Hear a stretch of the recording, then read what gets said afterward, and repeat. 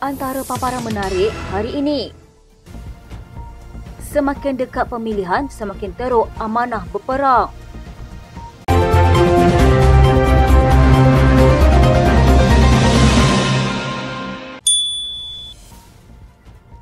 Anggota Parlimen Pasir Gudang, Hassan Abdul Karim menyatakan rasa kesalnya terhadap tindakan polis menyiasat ahli politik veteran DAP, Lim Kit Siang kerana berharap orang bukan Melayu boleh menjadi Perdana Menteri. Wakil rakyat PKR berideologi kiri itu berkata, dia tidak melihat kewajaran tindakan itu diambil. Katanya apa yang tidak berkena dengan kenyataannya. Saya Melayu dan saya juga orang Malaysia. Saya peguam bela dan peguam cara. Saya tahu undang-undang dan perlembagaan persekutuan. Dan saya tegaskan bahawa perlembagaan kita tidak menyebut hanya Melayu boleh menjadi Perdana Menteri. Memetik perkara 43-2-A Perlembagaan Persekutuan, katanya, sesiapa sahaja selagi menjadi rakyat Malaysia, tidak kira bangsa atau agama, boleh menjadi Perdana Menteri.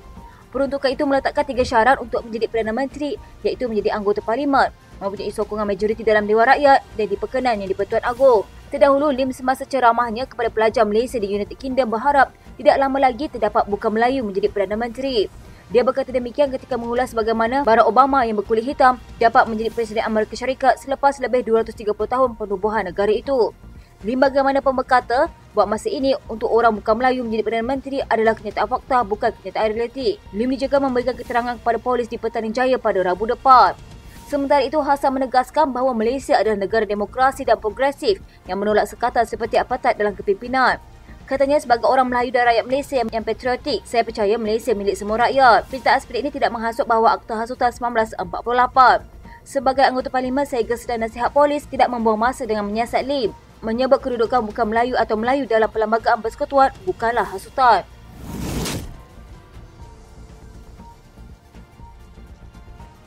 Pengarah Komunikasi Pemuda Amanah Nasional, Hazmi Hassan menempelak kenyataan seorang pemimpin parti itu yang menurutnya berlagak menjadi paling suci dan cuba mencipta persepsi buruk terhadap calon lain menjelang pemilihan parti akhir bulan ini.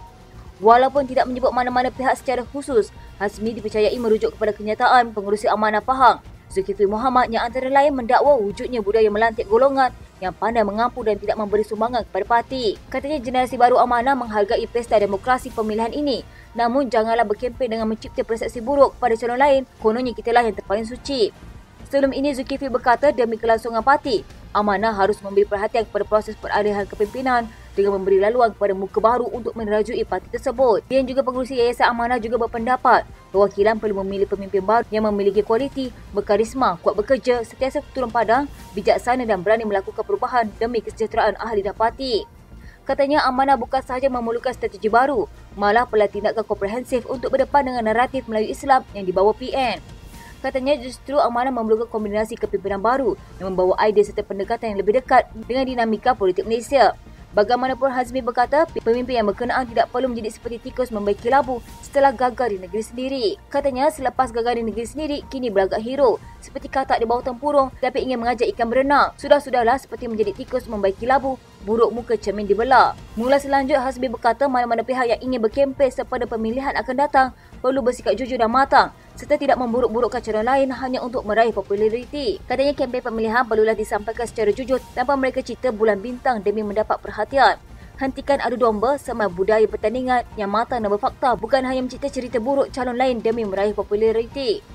Justru dia berpesan agar kepimpinan dan ahli amanah mengambil pengajaran daripada apa yang disifatkannya sebagai sejarah hitam dalam pemilihan PAS sebelum ini yang membawa kepada perpecahan dan menyaksikan sekumpulan tokoh parti itu bertindak keluar dan menubuhkan amanah.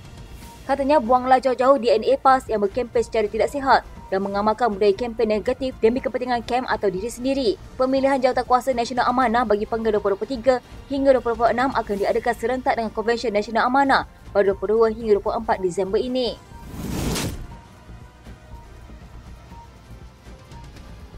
Tidak akan berlaku KEM atau perpecahan dalam amanah jika mengenai jawatan Presiden Parti itu bertukar selepas susulan pemilihan Jawatankuasa Nasional Amanah sesi 2023 hingga 2026 pada 22 hingga 24 Disember ini.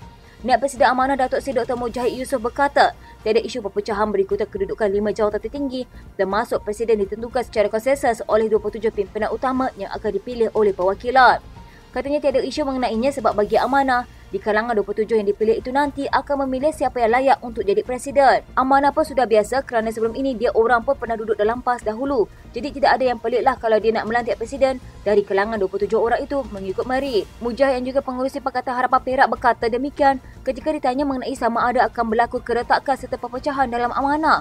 Susulan adanya beberapa laporan berita menyatakan Presiden Amanah, Datuk Seri Mohamad Sabu, mungkin tidak akan kembali dipilih menerajui parti itu selepas pemilihan parti bulan ini. Pada 17 November lalu, Mujahid dilaporkan berkata, beliau sedia memikul tanggungjawab lebih besar sekiranya tersenarai 5 yang menerima sokongan tertinggi dalam pemilihan Jawatankuasa Nasional Amanah bagi sesi 2023 hingga 2026. Sebuah portal yang memetik sumber turut melaporkan bahawa ada kepimpinan utama Amanah tidak menafikan terdapat kelompok tertentu sedang mengatur gerakan menukarkan kepimpinan Mohamad Sabu pada terajui baru diketuai Mujahid pada pemilihan parti akan datang. Ketua Pemuda Amanah Nasional Muhammad Hasbi Muda mengesahkan terdapat pertembungan dua kumpulan penyokong parti yang cuba mendesak sama ada Muhammad atau lebih dikenali sebagai Mat Sabu dilantik sebagai penasihat Amanah atau kekal menerajui parti bagi tempoh sekurang-kurangnya sepenggal lagi.